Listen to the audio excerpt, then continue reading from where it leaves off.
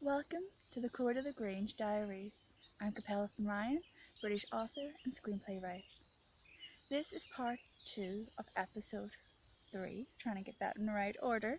And so this is just a continuance of November and getting everything squared up on that score of the month. I couldn't get everything done in the last video, so this one is going to be, if I stop ranting and get a move on, I'll be able to do it within 10 minutes. So I wanted to get straight into the mayor. I had to go and get documents stamped, and over here, guys, it's unlike Britain. They don't charge you for, like, if it's passport forms, driver's license, anything like that. They don't charge you for stamping or signing your forms, which is pretty amazing. I couldn't believe it when I walked in. But the mayor here is a lovely, lovely man by the name of Anton. Don't ask me how to pronounce his last name. Ain't gonna happen.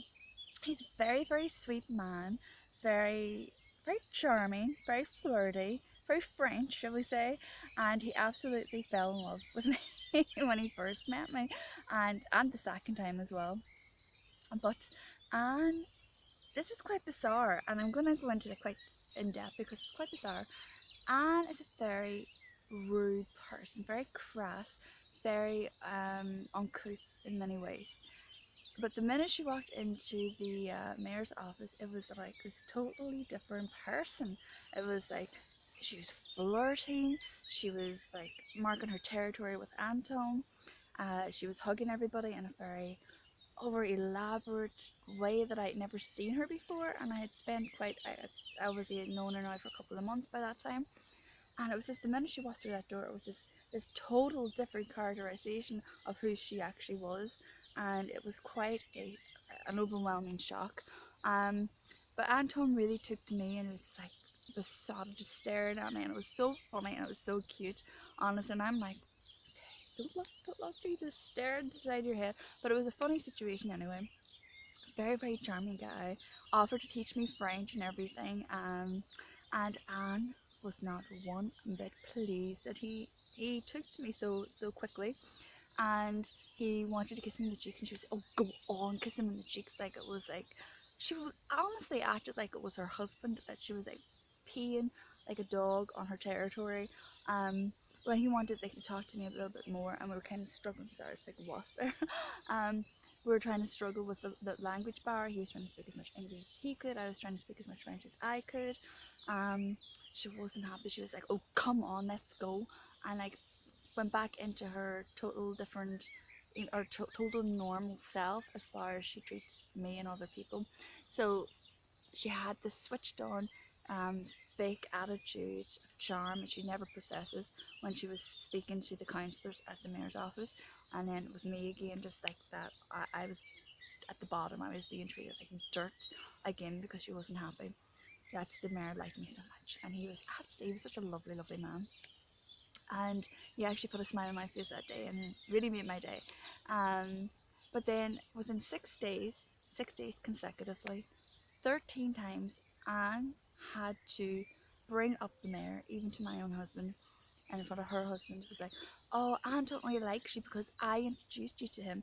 If it wasn't for me, he wouldn't like you. He'll like anybody that I bring to him. 13 times in 6 days.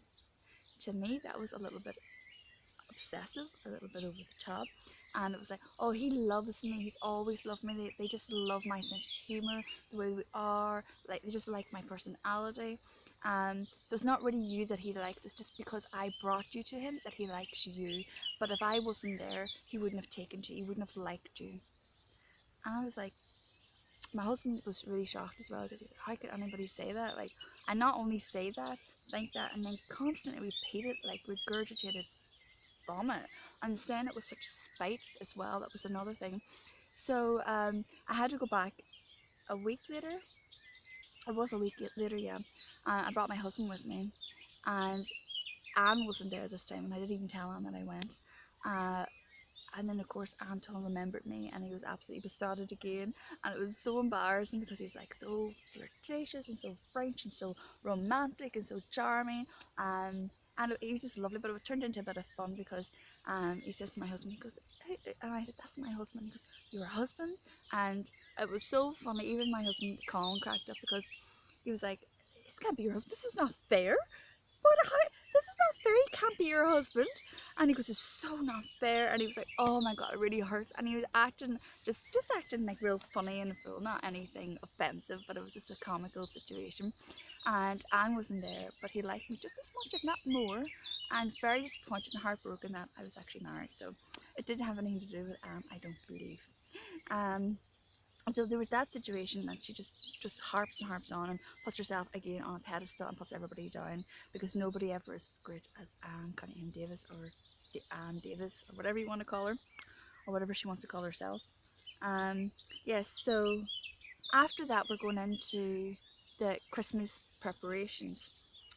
During November, I was not only harassed relentlessly over eggs, I was then harassed for 12 weeks overall, but it really got bad in November, and then far worse then in December over meat.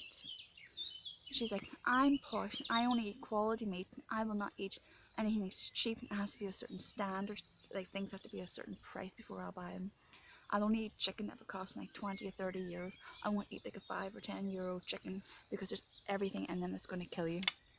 And all these chemicals, and that's another thing she goes on to. She is very, very lecturous about things that you may not even be considered or concerned about. My husband and me have always put our health first and always worked out, been personal trainers over the years, and always into our nutrition and everything like that. So we've had years and years of experience. I have 20 years of experience where I started really dieting and getting healthy before I met my husband, like 16 years ago. So I don't need somebody else telling me that she doesn't agree in exercise, and she criticizes us for exercising. So she was like, oh no, we don't do that. And that brings me into the other thing also as well, after the harassing of the meat consistently, and then trying to give me an education on the meat and the different cuts, because I'm just too illiterate and I don't know these things.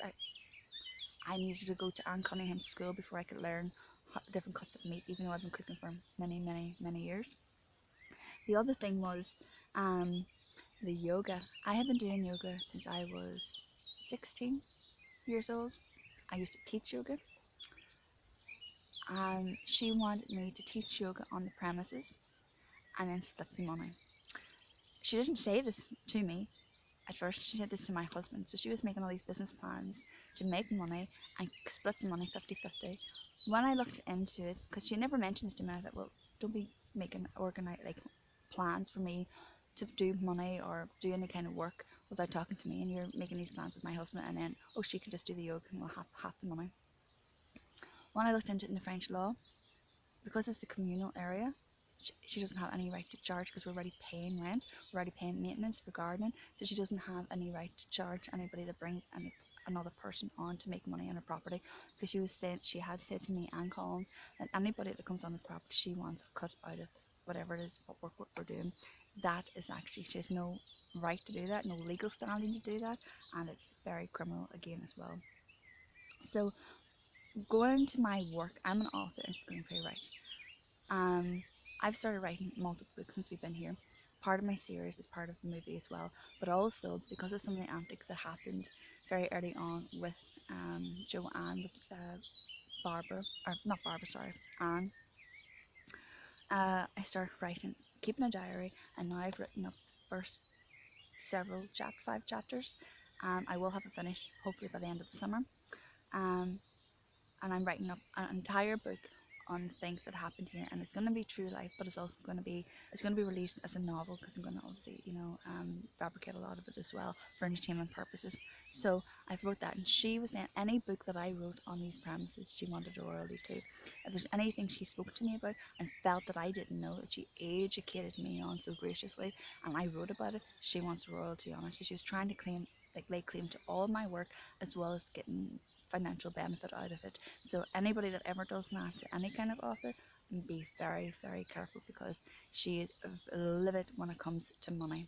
She is the greediest person I've ever met, and had the misfortune of meeting. So I am going to leave it here and go into the next one, because I'm coming up to 9.5 minutes, and with my YouTube, it does not load anything longer than 10-11 minutes. So I'm going to leave it here, and I'll see you in a moment.